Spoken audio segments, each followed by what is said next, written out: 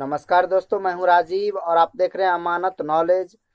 दोस्तों, आज हम जानकारी प्राप्त करेंगे कि एक ही जमीन को दो बार लिखा लिया है, यानी कि दो बार रजिस्ट्री करा लिया है, तो मान्यता किसकी होगी। तो दोस्तों, इसको जानेंगे और जानने से पहले आप हमारे चैनल पर नए हैं तो चैनल को सब्सक्राइब कर दीजिए और बेल आइकन प्रेस कर दीजिए। ठीक है दोस्तों। और दोस्तों, एक बात मैं आपको बता दूं, अगर आप सही तरीके से समझना चाहते हैं तो ही आप इस वीडियो को देखिए और पूरा देखिए, अन्यथा आप इसे अभी भी छोड़ सकते हैं, बंद कर सकते हैं। तो चलिए जानकारी शुरू करते हैं। ठीक है। तो दोस्तों, मान लीजिए कि आपको कोई ज़मीन भा गया, पसंद आ गया, ठीक है, और उस ज़मीन को आप खरीदना चाहते हैं। आपके मन में सवाल आया कि यह ज़मीन हम खरीद सकते हैं, तो खरीद लें। ठीक है। और ऐसी परिस्थिति में उस ज़मीन के मालिक से आप जाके मिलते हैं और फिर बातचीत होती है, रजिस्ट्री ऑफिस जाते हैं। वहाँ पर जो है आप उसकी जो भी प्रक्रिया है उस प्रक्रिया को करते हुए आप उस ज़मीन को रजिस्ट्री करवा लेते हैं। तो अब है दोस्तों कि जब उस ज़मीन को आप अपने नाम रजिस्ट्री करा लिए हैं, ठीक है, तो ऐसी परिस्थिति में मान लीजिए बहुत सारे ऐसे व्यक्ति होते हैं जो कि ज़मीन का रजिस्ट्री करवाते हैं और केवाला जो रजिस्ट्री पेपर होता है उसे वे रख देते हैं। ठीक है। और आगे उसकी कोई प्रक्रिया नहीं करा पाते हैं। और कुछ व्यक्ति ऐसे होते हैं कि भूल भी जाते हैं, क्योंकि ऐसे ऐसे जो है सवाल अभी भी मेरे पास आ रहे हैं। ठीक है। देखने को मिल रहा है कि कोई कहते हैं कि 20 साल पहले का केवाला किया गया है, अभी तक म्यूटेशन नहीं हुआ है। 50 साल पहले का केवाला है, अभी तक म्यूटेशन नहीं हुआ है। तो ऐसी परिस्थिति आती रहती है सामने। ठीक है। और तो अभी के समय में जो है, मैं दोस्तों आप लोगों से कहूँगा कि सतर्क हो जाएं, ऐसा ना करें। ठीक है। अब है दोस्तों कि मान लीजिए कि एक ज़मीन का रजिस्ट्री करवाया आपने, ठीक है, केवाला करा लिया, और फिर जो है आप भूल गए कि मेरा ज़मीन का केवाला भी मैंने कराया है। ठीक है। अब है दोस्तों कि हो सकता है कुछ दिन बाद आप या फिर आपके परिवार के मेंबर, ठीक है, उसी ज़मीन को उसी ज़मीन को रजिस्ट्री करवा लिए दोबारा। ठीक है। दोबारा रजिस्ट्री जब करवा लिए, ज़मीन का डिटेल्स भी सेम है। ठीक है।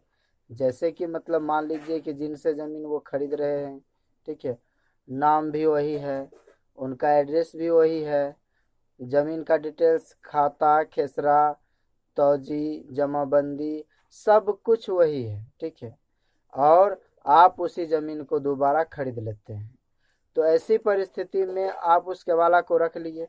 पहला जो केवाला है वो भी रखा गया, दूसरा जो केवाला मिला आपको वो भी रखे हैं पास में।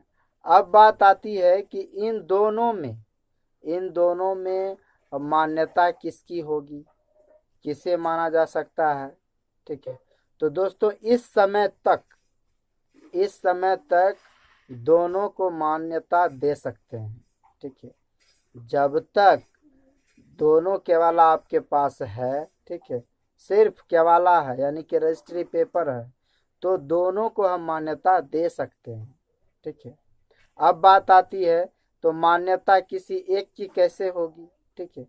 तो दोस्तों, इसके लिए मान लीजिए कि आपके पास जो भी केवाला है, ठीक है, उस किसी एक केवाले से यानी कि एक रजिस्ट्री पेपर से आप जो है प्रार्थना पत्र दे देते हैं। आप अपने हल्का कर्मचारी, जिन्हें कि राजस्व कर्मचारी भी कहते हैं, ठीक है, तो आप उनके पास प्रार्थना पत्र दे देते हैं केवाला के साथ दाखिल खारिज के लिए, यानी कि म्यूटेशन के लिए। ठीक है।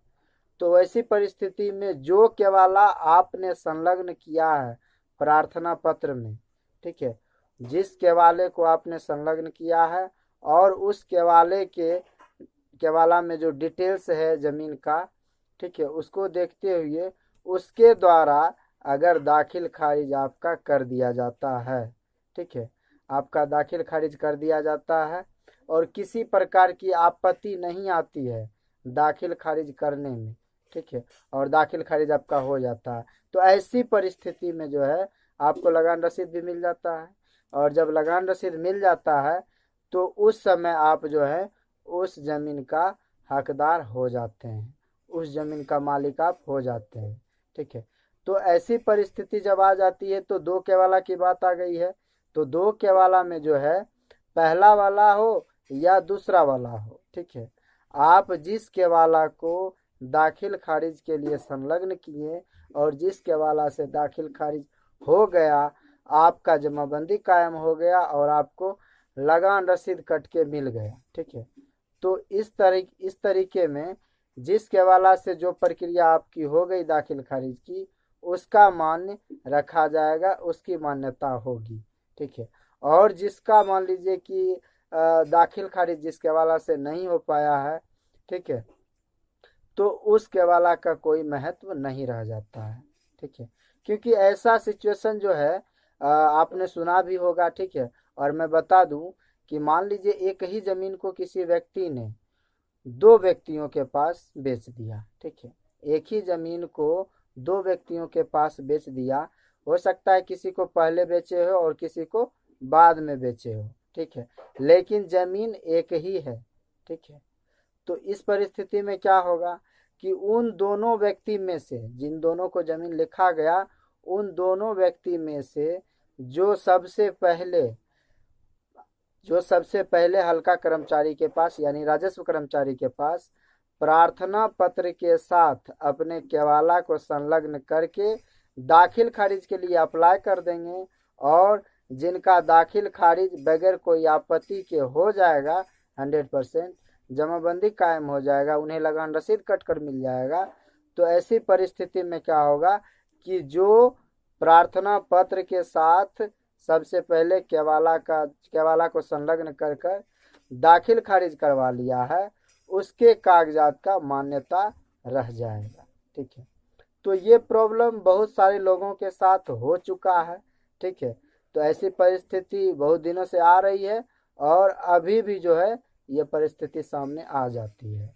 ठीक है, तो दोस्तों आपका जो भी केवाला है जिसके द्वारा आपका म्यूटेशन हो गया, 100% वो केवाला मान्य है, वो रजिस्ट्री पेपर मान्य है, उसको मान्यता देंगे।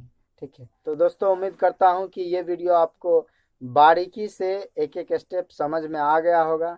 ठीक है, अगर समझ में आ गया तो वीडियो को एक लाइक जरूर कर दीजिएगा दोस्तों।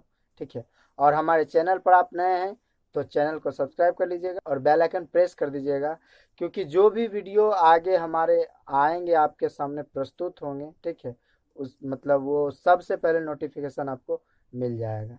ठीक है दोस्तों, तो उम्मीद करता हूँ कि आप समझ गए होंगे सभी बातों को। मिलते हैं नेक्स्ट वीडियो के साथ, तब तक के लिए अलविदा।